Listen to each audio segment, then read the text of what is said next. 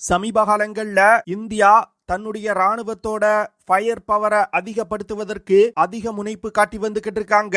அந்த வகையில AT-AGS அப்படிங்கிற அட்வான்ஸ்டு டவுட் ஆர்ட்லரி கன் சிஸ்டத்தை இந்திய ராணுவத்துல இணைப்பதற்கு இந்தியா முடிவு செஞ்சிருக்காங்க. இந்த விஷயம் ஒரு கேம் சேஞ்சர் அப்படின்னு இந்தியன் டிஃபென்ஸ் எக்ஸ்பர்ட் சொல்றாங்க. இந்த AT-AGS கன் சிஸ்டத்தை இந்தியா எதற்காக இந்திய ராணுவத்தில் இணைக்கிறாங்க, இந்த கன் சிஸ்டத்தோட செயல்திறன் மற்றும் சிறப்பு அம்சங்கள் என்ன, வரும் கால யுத்த களத்தை இந்த AT-AGS கன் சிஸ்டம் எப்படி மாற்றி அமைக்க போகுது அப்படிங்கறத பார்க்கலாம். அடுத்து சீனா மற்றும் பாகிஸ்தானுக்கு சிம்ம சொப்பனமா இருக்கக்கூடிய பிரம்மோஸ் மிசைல்களையும் அதிக அளவுல இந்திய ராணுவம் மற்றும் இந்திய விமானப்படையில இணைப்பதற்கு ஒப்புதல் கிடைச்சிருக்கு. இந்தியா அதிக அளவுல எதற்காக பிரம்மோஸ் மிசைல்களை தற்போது இந்திய ராணுவத்தில் இணைக்க போறாங்க, பிரம்மோஸ் மிசைலோட செயல்திறன் மற்றும் சிறப்பு அம்சங்கள் என்ன, பிரம்மோஸ் மிசைலை பயன்படுத்தி நமது எதிரிகளை எப்படி இந்தியா கவுண்டர் செய்வதற்கு திட்டமிட்டிருக்காங்க அப்படிங்கிறது குறித்து நம்ம டீட்டெயிலா இந்த வீடியோல பார்க்கலாம். பல வருடங்களா இந்திய ராணுவம் வெளிநாடுகள்ல இருந்து இறக்குமதி செய்யப்பட்ட ஆர்ட்லரி கன் சிஸ்டத்தை தான் ராணுவத்துல பயன்படுத்தி வந்துகிட்டு இருக்காங்க. இந்த விஷயத்தை மாற்றுவதற்கு கடந்த 10 வருடங்கள்ல சில முக்கியமான திட்டங்களை இந்தியா செயல்படுத்தினாங்க. அதாவது அதிக சக்தி கொண்ட ஆர்ட்லரி கன் சிஸ்டங்களை முழுக்க இந்தியாவிலே தயாரிப்பதற்கு திட்டமிடப்பட்டது. இதனை தொடர்ந்து DRDO AT-AGS அப்படிங்கிற ஒரு அதிநவீன கன் சிஸ்டத்தை டெவலப் செஞ்சாங்க.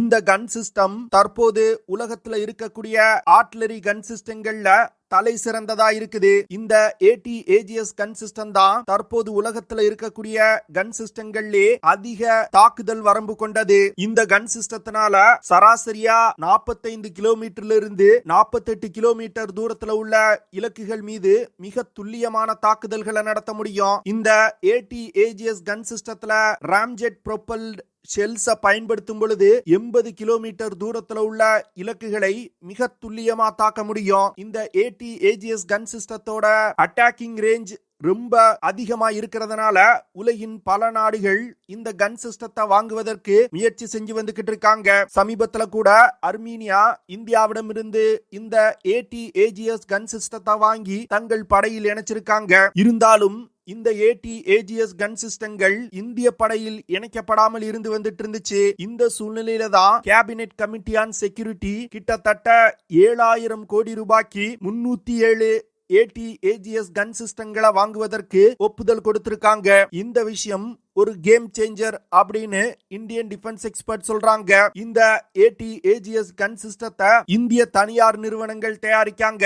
இந்த 307 AT-AGS கன் சிஸ்டத்திற்கான ஆர்டர்ல 60% பாரத் ஃபோர்ஜ் லிமிடெட் நிறுவனத்திற்கும் 40% டாடா அட்வான்ஸ் சிஸ்டம் லிமிடெட் நிறுவனத்திற்கும் கிடைச்சிருக்கு. இதனால வரும் காலத்துல பல இந்திய தனியார் நிறுவனங்கள் ஆர்ட்லரி கன் சிஸ்டங்களை டெவலப் செய்யறதுக்கு முன் வருவாங்க. பாரத் ஃபோர்ஜ் மற்றும் டாடா நிறுவனம் இந்த AT-AGS கன் சிஸ்டத்தை தயாரிப்பதற்கான ஒரு எக்கோ சிஸ்டத்தை ஏற்கனவே டெவலப் செஞ்சு வச்சிருக்காங்க. இதன் காரணமாக அதிவிரைவா இந்த AT-AGS கன் சிஸ்டங்களை தயாரித்து இந்திய ராணுவத்தில் இணைக்க முடியும். இந்த AT-AGS கன் சிஸ்டத்துல பல்வேறு சிஸ்டங்களை ஆட்டோமேட் செய்து வச்சிருக்காங்க.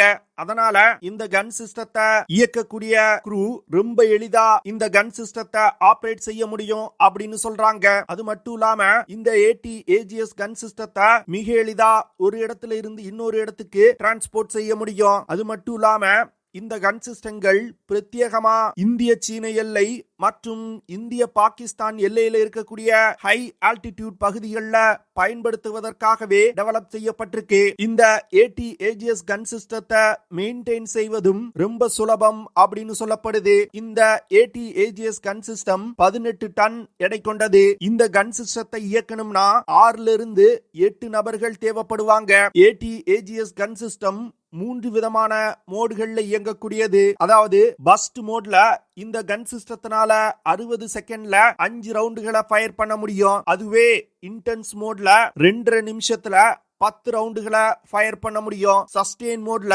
60 நிமிடத்துல 60 ரவுண்டுகளை ஃபயர் பண்ண முடியும். இந்த கன் சிஸ்டத்துல ஆட்டோமேட்டிக் அம்யூனிஷன் ஹேண்ட்லிங் சிஸ்டம் இருக்குது. இதனால ஆர்ட்லரி ஷெல்ஸ மிக எளிதா இந்த கன்ல லோட் செய்து ஃபயர் செய்ய முடியும். AT-AGS கன் சிஸ்டத்துல தெர்மல் சைட் கன்னர் டிஸ்ப்ளே இருக்குது. இதனால டார்கெட்டை மிக துல்லியமாக கண்டுபிடித்து தாக்குதல் நடத்த முடியும். இது போன்ற பல சிறப்பு அம்சங்கள் கொண்ட கன் சிஸ்டத்தை முழுக்க இந்தியாவிலே தயாரித்திருப்பது ஒரு நல்ல விஷயமா நான் பார்க்கிறேன். ஏன்னா ஆர்ட்லரி கன் சிஸ்டத்திற்காக வெளிநாடுகளை இந்தியா நம்பி இருக்க தேவையில்லை. ஒரு யுத்த நேரத்துல ஆர்ட்லரி கன் சிஸ்டங்கள்ல பல்வேறு பிரச்சனைகள் ஏற்படும். அப்போ அந்த கன் சிஸ்டங்கள் இந்தியாவில் தயாரிக்கப்பட்டதா இருந்தா மிக எளிதா அதை சரி செய்து கொள்ள முடியும். இல்லன்னா இந்திய ராணுவத்தோட வெற்றி தோல்விய மற்ற நாடுகள் முடிவு செய்வது மாதிரி இருக்கும். இந்த AT-AGS கன் சிஸ்டம் உலகத்திலே அதிக தாக்குதல் வரம்பு கொண்ட கன் சிஸ்டமா இருக்கிறதுனால இந்திய ராணுவத்தோட ஃபயர் பவர் மிகப்பெரிய அளவுல அதிகரிக்கும். வரும் கால யுத்த களங்கள்ல இந்த AT-AGS கன் சிஸ்டம் இந்திய ராணுவத்திற்கு மிகப்பெரிய அளவுல பக்கபலமா இருக்கும் அப்படின்னு இந்தியன் டிஃபென்ஸ் எக்ஸ்பர்ட் சொல்றாங்க. அடுத்த அப்டேட், டிஃபென்ஸ் அக்யூசியேஷன் கவுன்சில் கிட்டத்தட்ட 20,000 கோடி ரூபாய் செலவுல 250 பிரம்மோஸ் மிசைல்களை வாங்குவதற்கு ஒப்புதல் கொடுத்திருக்காங்க.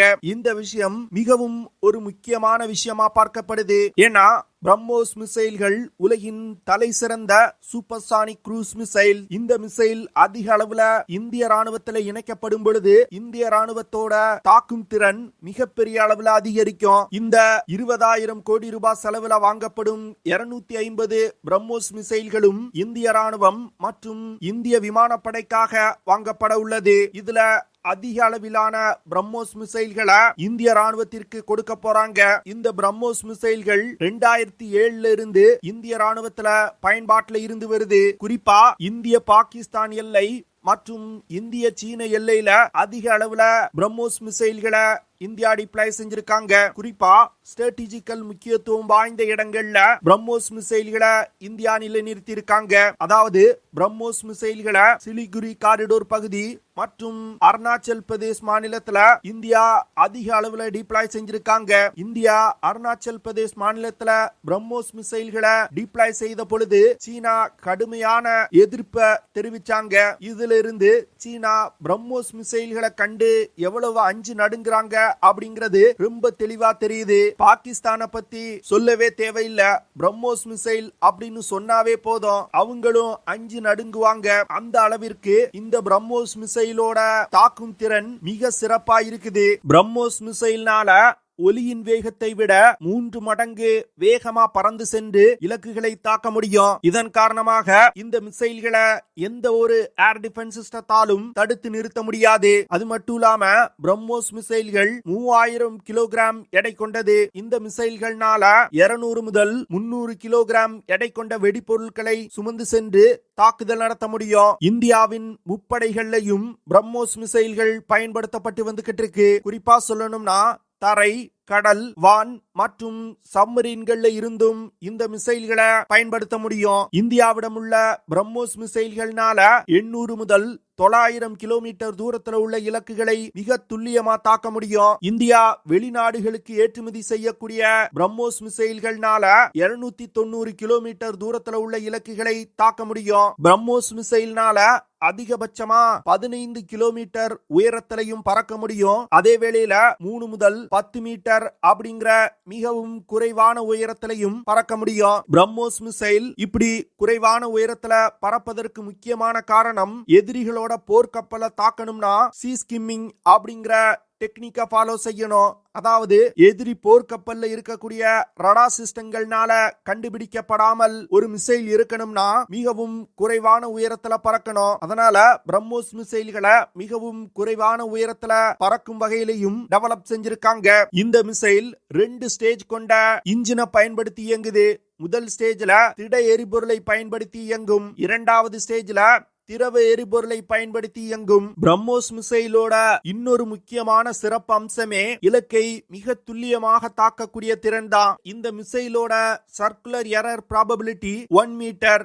அதாவது டார்கெட்ல இருந்து 1 மீட்டர் சுற்றளவுக்குள் மிக துல்லியமான தாக்குதல்களை இந்த மிசைல் நடத்தும். பிரம்மோஸ் மிசைல இலக்கை நோக்கி வழி நடத்துவதற்கு இனிஷியல் நேவிகேஷன் சிஸ்டம் மற்றும் சேட்டலைட் நேவிகேஷன் சிஸ்டம் பயன்படுத்தப்படுது. டார்கெட்டுக்கு அருகில் வரக்கூடிய டெர்மினல் பேஸ்ல ஆக்டிவ் ரடார் ஹோமிங் சிஸ்டம் பயன்படுத்தப்படுது. இந்தியா பிரம்மோஸ் மிசைலோட ரேஞ்சை அதிகப்படுத்துவதற்கும் முயற்சிகளை செஞ்சு வந்துகிட்டு இருக்காங்க.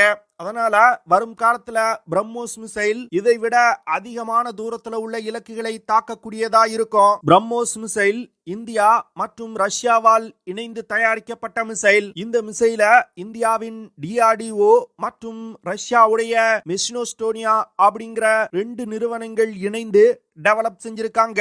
இந்திய ராணுவம் சீனா மற்றும் பாகிஸ்தானோடு ஒரு 2 ஃப்ரண்ட் வார சமாளிக்கணும்னா தன்னுடைய கிரவுண்ட் பேஸ் ஸ்ட்ரைக்கிங் கேப்பபிலிட்டிய மிகப்பெரிய அளவுல அதிகரிக்கணும். அதற்காக தான் இந்தியா தற்போது அதிக அளவுல பிரம்மோஸ் மிசைல்களை வாங்கி இந்திய ராணுவத்துல இணைச்சு வந்துகிட்டு இருக்காங்க. புதிதாக வாங்க உள்ள இந்த பிரம்மோஸ் மிசைல்களை பயன்படுத்தி இந்திய ராணுவம் அடிஷனலா ஒரு ரெஜிமெண்ட்டை உருவாக்க போறாங்க. இதன் மூலமா இந்திய ராணுவத்தோட தாக்கும் திறன் மிகப்பெரிய அளவுல அதிகரிக்கும். சமீப காலங்கள்ல சீன எல்லையில இந்தியாவுக்கு பிரச்சனை அதிகமா இருக்குது. அதனால சீனாவுக்கு எதிராக இந்தியாவுக்கு ஒரு வலிமையான டிட்டரன்ட் தேவை. அதற்கு தான் இந்தியா அதிக அளவுல இந்த பிரம்மோஸ் மிசைல்களை வாங்கி இந்திய முப்படைகள்ல இணைக்கிறாங்க.